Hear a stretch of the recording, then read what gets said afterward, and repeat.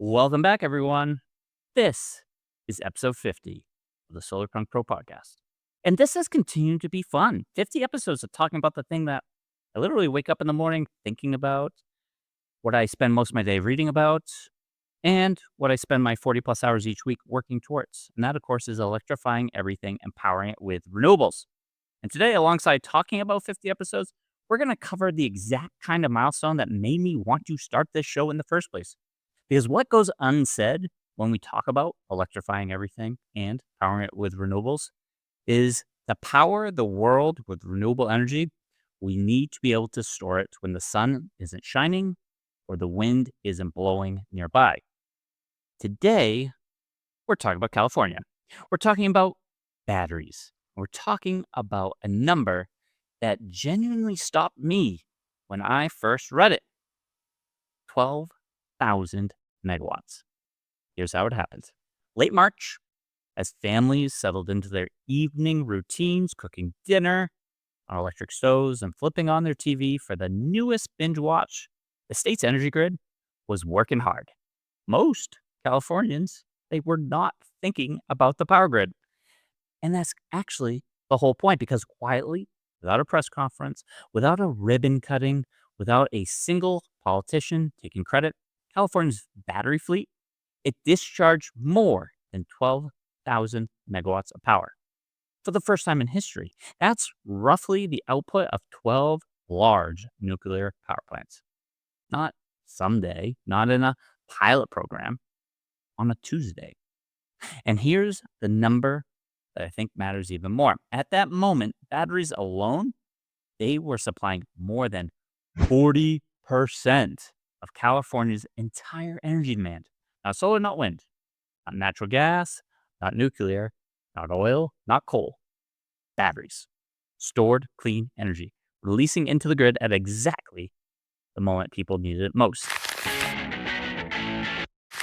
One of the fun things about opening and starting a podcast is I get comments on this show. Some are great, some skeptical, and occasionally some from people with what they claim are real credentials, making arguments that sound convincing on the surface, but then fall apart when you actually run the numbers. Someone recently told me that they're an electrical engineer with 40 years of experience in the critical power industry. And their argument was this: America's power needs are going to double, possibly triple, or even quadruple over the next 20 years. And while renewables might help a little, they won't be significant. So here's the thing. I actually agree with the first part of that. Demand, it is going up and it's going fast. Electric vehicles, heat pumps, data centers, building electrification. The grid is going to carry a load in 20 years that we can barely wrap our heads around today. But that's not an argument against renewables and storage. That is the argument for them. Because if your answer to doubling or tripling demand is nuclear, you just told me your plan involves starting construction today on plants that will not come online until 2045 at the earliest. And you're going to spend somewhere between $6 and $12 billion per plant before you flip a single switch. And that's assuming they come in on time and on budget.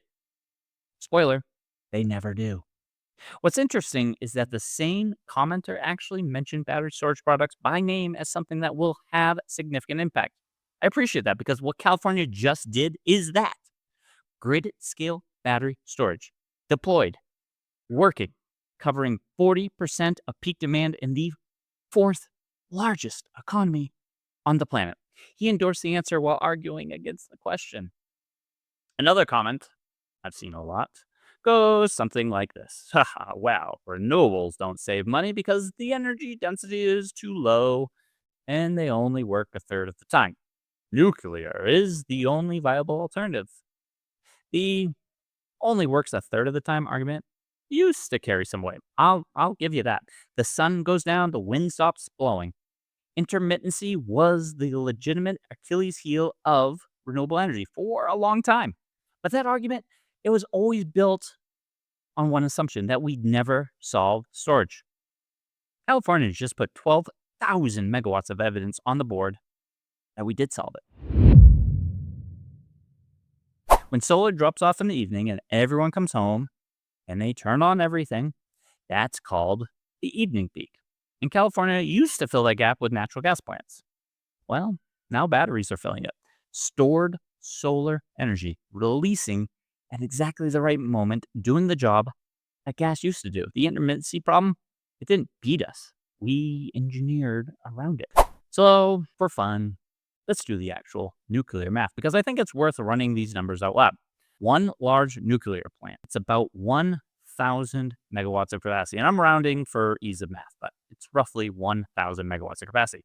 The build cost is somewhere between $6 and $12 billion today, depending on who you ask and whether the project finishes on schedule, and historically, they do not. Timeline from breaking ground to first power, it is somewhere between 15 and 20 years. The most recent nuclear project completed in the United States took more than a decade past its original schedule and came in billions, tens of billions of dollars over budget. California just hit 12,000 megawatts of battery storage, the equivalent of 12 of those plants. And most utility-scale battery storage projects, they are being deployed in 12 months from contract to commissioning. Residential storage, with recent permit reforms, it can be deployed in days at scale across a large region like California.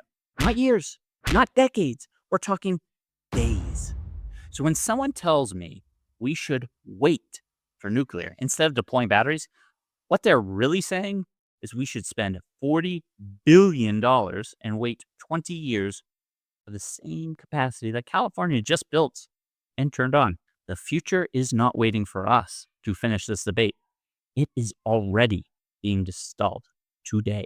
Let's stop here for a moment because I've been promising this segment for a while, and for episode 50, I'm going to make sure that anybody listening, whether you've been here since episode 1 or you've just found the show today, walks away understanding exactly what these numbers mean.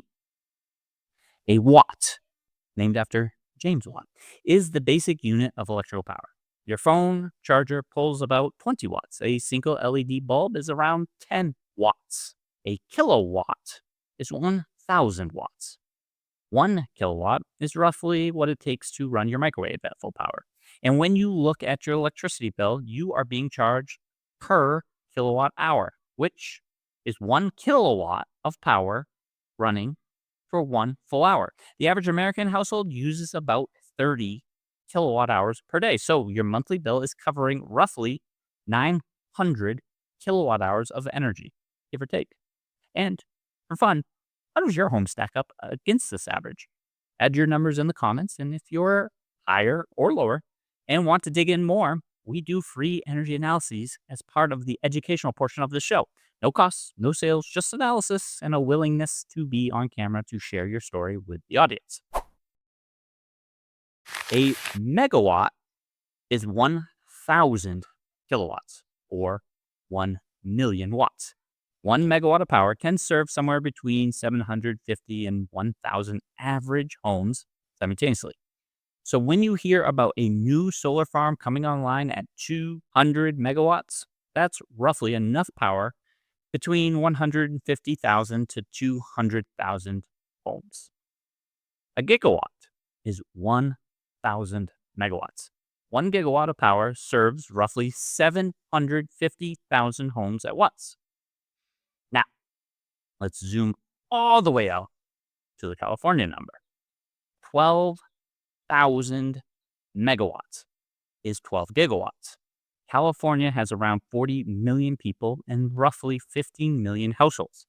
At peak evening demand, the state needs somewhere between 25,000 and 35,000 megawatts total. So 12,000 megawatts coming in batteries alone is coming in somewhere between a third and nearly half of that peak. And here's the context that makes this truly staggering. California, it is the 4th largest economy in the world. Larger than Germany, larger than the UK, larger than France. This is not a small, progressive state running a feel-good energy experiment. This is one of the most economically consequential places on the planet. And it just ran 40% of its peak electricity demand on stored clean energy. That's the future working today. Carbon-free sources, they already account for over 60% of California's electricity generation last year. And that number, it is going up because the economics, they have permanently shifted in a way that no policy change can reverse. When the cheapest option is also the cleanest option, the transition, it stops being a political debate and becomes a math problem. And, well, the math just got solved. Add in that it takes about 12 months to build a gigawatt of storage, 18 months to build a gigawatt of solar, compared to 6 to 8 years to build new natural gas generation today, 15 to 20 years to build new pipeline infrastructure to connect to that generation, or 12 to 25 years to permit and build new nuclear infrastructure. Well, sure. Go ahead and cue the "what about small modular nuclear reactors" crowd. Great. I am all about it, but I'm done waiting for technology that is always just 5 more years away. Every electric vehicle that gets sold, it adds demand to the grid and adds justification for more storage. Every heat pump that replaces a gas furnace does the same thing. Every data center, and there's plenty to talk about there, that comes online, it does the same thing. In one of the next episodes, we will be exploring how the power market is being impacted by all the data centers being proposed. Regardless, the demand, it is rising fast, and the clean infrastructure is scaling to meet it in months, not decades. The people pushing back on this transition, they aren't wrong about wanting reliable, firm, always available power. That's completely legitimate. That's what a functioning society it needs. They're just reaching for a 1980s solution to a 2026 problem. And the 2026 solution is already working at scale in the largest economy in the West Coast. Look, I want to be straight with you here because I think credibility matters more than cheerleading on this show. There are real uncertainties ahead. Federal policy, it is creating genuine turbulence right now. Offshore wind is in a generally vulnerable position, and that is a real loss for the long-term pipeline. That is not a small concern. But what cannot be undone? The cost structure of solar and storage has permanently changed. The global manufacturing scale, it is locked in. The deployment timelines are measured in months, and California just put 12 gigawatts of working proof up on the board. The grid of the future is not a question of whether, it is simply a question of how fast. Wow, 50 episodes. We started this show because we believe the transition to clean energy wasn't just possible, it was inevitable. Every time someone tells me renewables will never be significant, I come back to this past spring break weekend in late March when nobody was watching and California's batteries quietly did the work of 12 nuclear power plants. The future, it is not on its way. It is already here. It is being deployed. One battery pack, one solar array, one permit approval at a time. And if we do not keep building it, the lights will literally go out. So thank you for 50 episodes. If this one meant something to you, subscribe and share it with someone who needs to hear it. I will see you on the next one.